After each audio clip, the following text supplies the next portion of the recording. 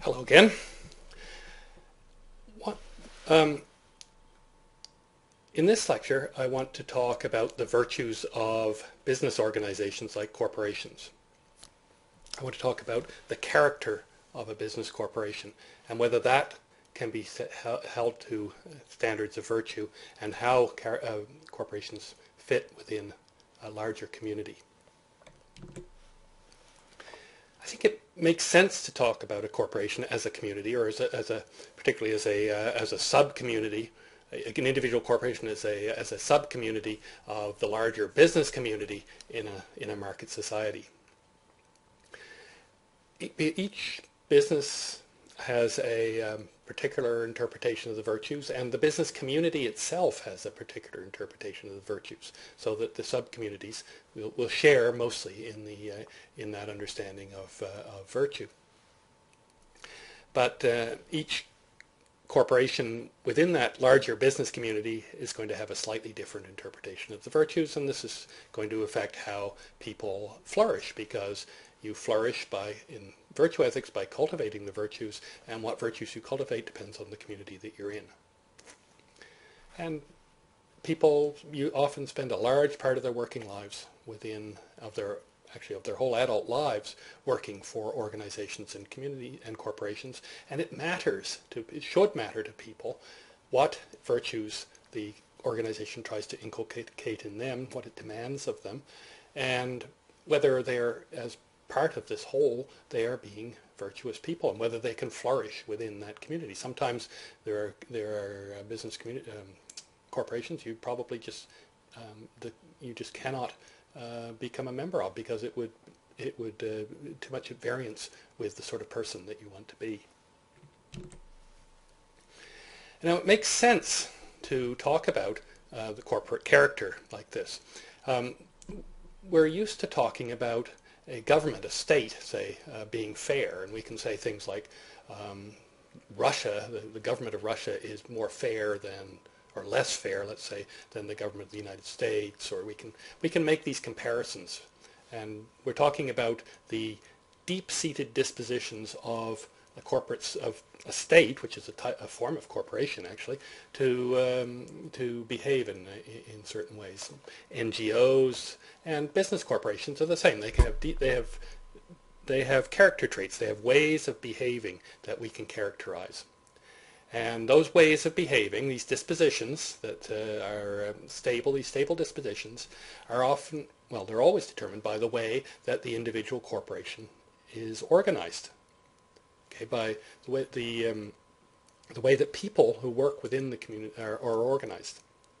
And it makes sense to talk about the character of a corporation in a way that it doesn't make sense to talk about the pain of a corporation, because virtues are dispositions and they're not mental experiences. So when you're doing a utilitarian calculation, you probably cannot count the pain caused to the corporation, the Royal Bank or whatever, because the Royal Bank doesn't experience pain. But you can talk about the dispositions to behave of the Royal Bank. It behaves fairly with respect to its customers, or it doesn't. So virtues are dispositions, and they're usually they're dispositions that we have, and we have mentality, and we implement them by having emotional responses, etc. But it doesn't have to be that way. It makes sense to talk about anything having a disposition that has a certain complexity of organization and can be counted on to behave in a sort of stable way, or is possible for it to behave in a stable way. You implement the corporate character by setting up a certain pattern of behavior within the corporation. And this is the role of things like the mission statement and corporate governments. Blatantly or explicitly, you can have a code of ethics that tells people how to behave, and therefore affects how the corporation will behave based on the people who are following this code of ethics who work for the corporation. And you can do things like fixing conflict of interest policies, making sure that there's compliance with the code of ethics. You can do ethics training for your employees. You can insist on individual accountability within the organization, so that people are held accountable for what they do and what they make the corporation do.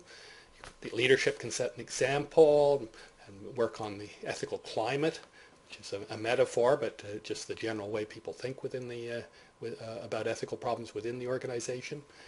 You can make sure that the accepted practices are acceptable in an ethical sort of way, and you can design incentive systems that make the employees of your corporation move the corporation forward in a certain way that fits some standards of virtue. Make sure that the corporation is honest in its dealings with suppliers, fair in its dealing with customers, etc., etc. There's lots of reasons then for caring about, the character of a corporation. Lost control again here of my screen. The nature of human flourishing within a corporation depends on the interpretation of virtue within that organization. So if you've got an organization that expects certain, expects vices, what we would normally call vices within the organization, then the people who are working for the corporation are not going to flourish. Even if they accept those vices and take them on, they're still not going to flourish, because you have to be virtuous in order to flourish according to virtue ethics.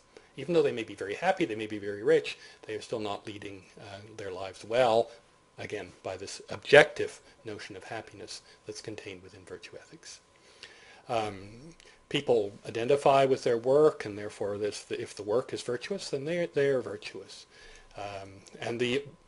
Going backwards, the organization itself will train its members, educate its members in behaving in certain ways. It'll demand certain things of them, reward certain character traits, and inhibit others. And again, see, there's this circle of virtue that I alluded to earlier in the creation of the characters of the employees and the creation of the character of the organization itself. And it's particularly important because these business organizations have to cooperate themselves in a wider society.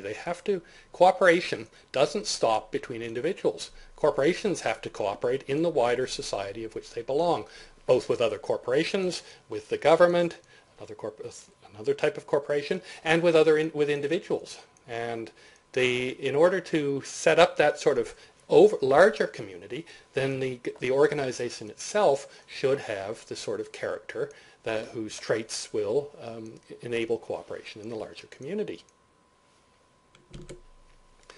So, little question on this.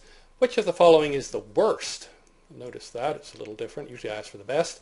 Example of a virtue ethics reason for paying attention to corporate character. Pause the video, think about this for a moment, and I'll come back and tell you what I think. Okay, we're looking for basically the worst. We're trying to eliminate ones that are actually good reasons for the importance of corporate character.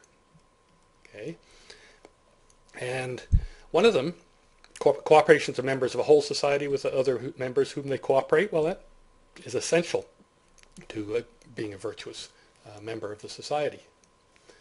They encourage particular character traits in their employees, determine whether or not their employees flourish in an objective sense, and that is also an important reason to worry about the character of the corporation.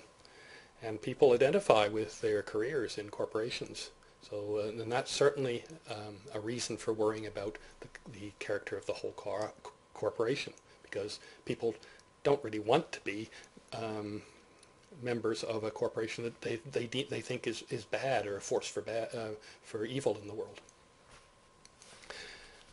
Probably the worst answer is this top one. I mean, corporations make commercial decisions. Well, that's what corporations do. They may make ethical decisions as well, and then that would be maybe a reason for paying attention to their corporate character, virtue ethics reason.